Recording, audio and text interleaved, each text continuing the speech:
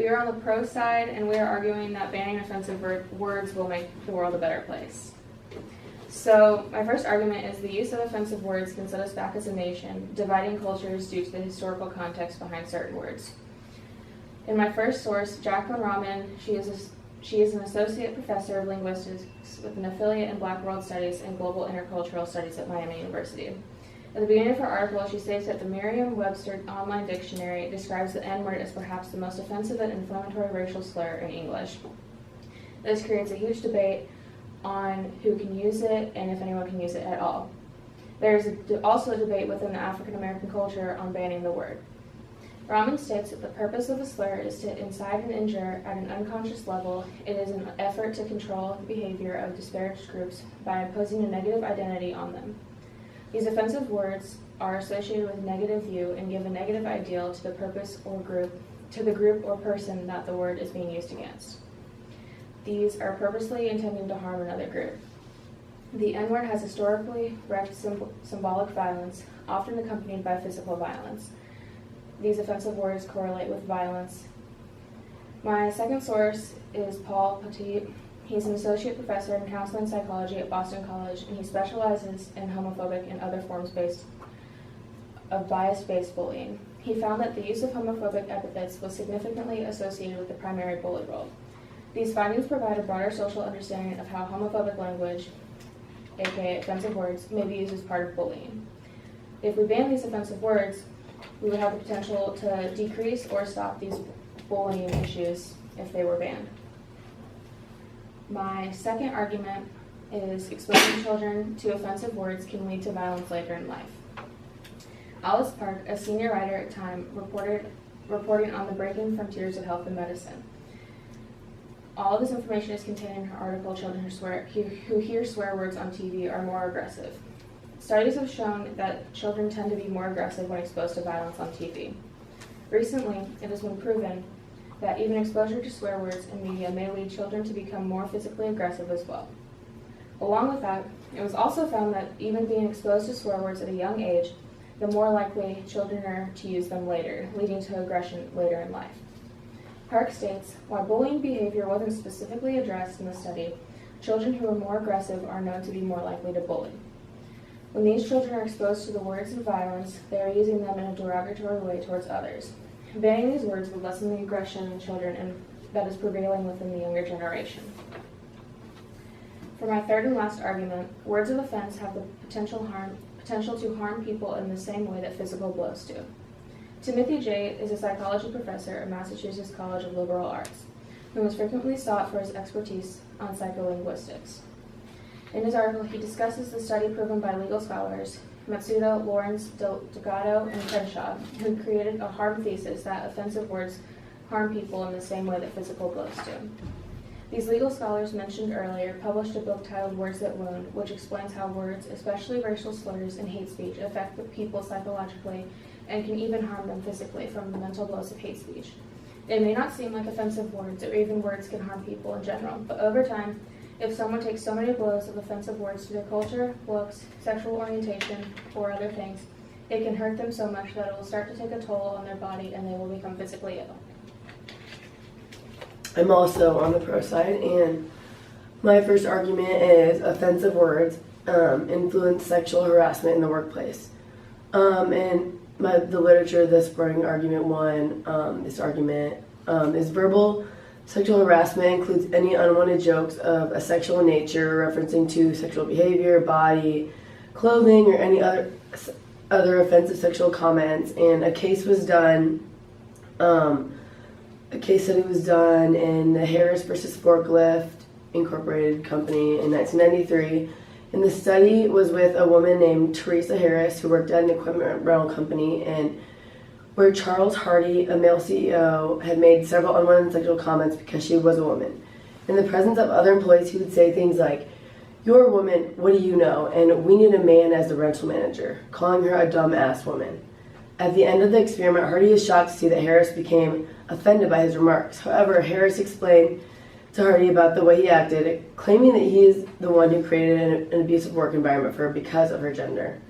And then the second piece of literature that supports this argument was found an empirical body of research referring to the impact of OTCs on women, and OTCs stand for obscene telephone calls. And they used a self-report procedure to find out how 58 women would respond and what their experiences were like with OTCs. Sheffield's respondents reported feeling anger, fear, disgust, and degradation in reaction to the calls. Smith and Mora in 1974 interviewed 1,990 Canadian women and found that 2/3 of the victims reported receiving at least one sexual or threatening phone call, mainly from men that they did not know. The OTC is mainly a form of male-to-female harassment, and its impact depends on the situation. Women who reported OTCs receiving them in the middle of the night and when they were alone were more troubled than when, it was during the daytime or, if they got called during the daytime.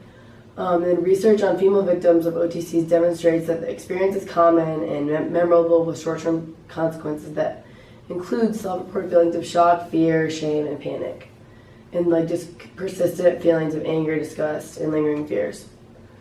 The second argument I found was that offensive words are more harmful and used more frequently with minorities, millennials, and women. Some statistics to back this up is shown in a study done by the Pew Research Center. 42% of Black social networking site users said that they frequently or sometimes saw language, images, or humor on social networking sites that they found offensive, compared with 22% of white SNS users. In addition, 33% of Hispanic SNS users said that they encountered such material with that level of frequency, which is much higher than the whites. 34% of millennials in our generation, ages 18 to 34, so they frequently or sometimes saw language, images, or humor on SNS that they found offensive, compared with the 17% of Gen X, ages 35 to 46. And even smaller percentages were found in the baby boomers and retirees that encountered the material. 29% of women on the internet said they frequently or sometimes saw language, images and humor on the internet, and they found that offensive, compared with the 23% of men. And the third argument I found was the N-word is causing verbal pollution in education systems and affecting the way that children perceive this offensive language. Some literature to back this up. The author Erica Fisher suggests that the verbal pollution in society has all taken root in the educational systems. For example, a high school student walked into a principal's office, and during the conversation, the principal stated, "If you want to act like an N-word," but he actually used the real word, "then I will treat you like an N-word." This is very shocking, considering that the principal was a well-known, highly favored man, and he was known for his compassion and kindness towards all students, including the minority. However, this statement really is contradicting and proves otherwise, and it leaves our current culture in the United States confused, because now we don't know what moral code we live by and how we're supposed to transfer our fundamental core values to future generations. Verbal pollution also is referring to the conscious and unconscious use of words and comments that the majority of people agrees are offensive, damaging, and could even lead to deterioration of certain social institutions. Children are the biggest concern as they receive culture from two places, home and school. Today it's crucial that schools monitor offensive language and put restrictions on them, because with the amount of social media, apps, access to music, and internet all at our fingertips all the time, it is important to be aware of what students are being influenced by. All these forms of media and technology are majorly influencing their belief systems and behavior. And that was found in a study by Ornstein and Spring from the year 2003 to 2005. And the main thing to take away from this argument is that words truly do matter, and they can either shake or shape our society. We're the con side, so we're just going to take a few minutes to rebut the previous arguments. So I'll start off by starting with the argument made about children who are more likely to be aggressive when viewing or hearing swear words on the television. The main problem with that argument is that the separation between reality and not reality needs to be established by the parents.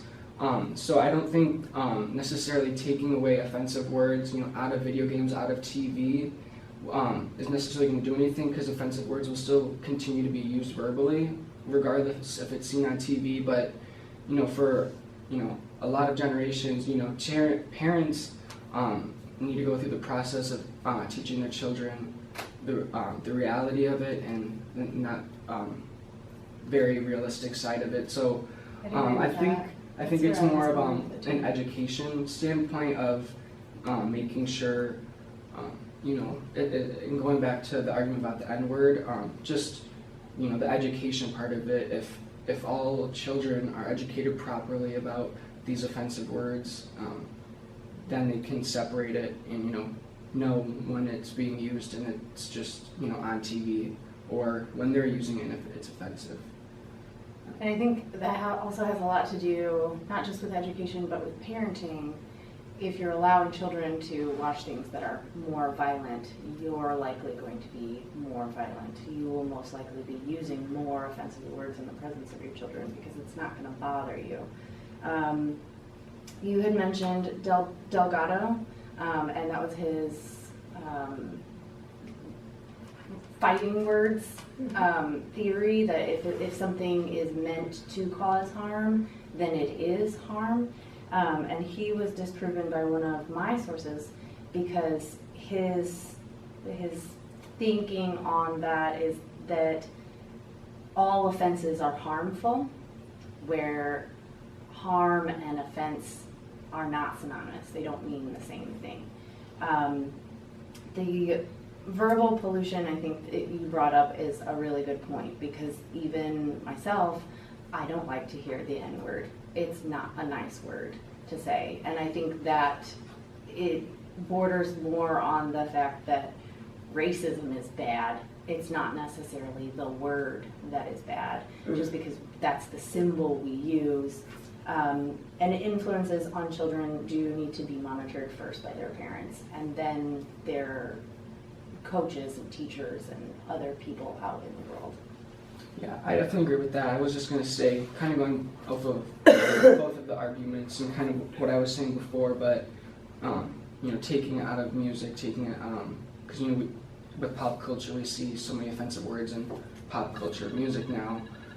But I think that taking away the offensive words out of TV, out of music, it won't necessarily take away the historical meaning, the preconceived perception of what we already think it means in our head. So just banning it won't necessarily end the problem. Okay, you ready? Mm-hmm. So, going off of what you said, I agree with that. I think that is a good point to bring up. Also with that, with banning the words and having the separation between reality and TV and stuff, it won't completely get rid of the problem of violence in children or all of that, but it could bring it down and start to eliminate, but not get rid of it completely, because everyone's going to have the preconceived idea of what these words mean and all of that. And with that, with the N-word, I think that also is a big thing. I agree that we still need to be educated on the use of it and the context behind it, but I also feel we're not going to get anywhere if there's still going to be people who even if you get educated by it, you're not going to change your opinion on it or how you use that to affect someone. You can still know the history and context behind it that you're taught in school, but you can still have your own personal belief about it, which you can still use to offend other people. And to go along with how you mentioned that it's really important that children are influenced at home and stuff, and that you said it shouldn't really be banned in school and stuff, but I really think that they're more influenced in the educational atmospheres, because there's more there's more people involved, there's their peers and teachers, and if they really reinforce that law or make it a point to say we're not gonna use these words, or these are gonna be banned, I really think that it may not right away, it may not decrease the harm or whatever, the offense taken, but the more that we do it, the more that I feel the kids will learn like right from wrong, and like not to use the N word or not to use words that like will hurt others. So And with that, she kind of like touched on what I said. I just feel like having the exposure to all of this, it can broaden like what you know and what you take in from the world, but also it can deteriorate that and it can bring you down. And like with the fact of like bullying in there, like people are obviously still going to bully. There's not going to be stopping that completely, but with that, if people can be more educated on how these words are used, then maybe if people know that they are offensive, they'll stop using them towards other people, and that'll kind of eliminate the problem too.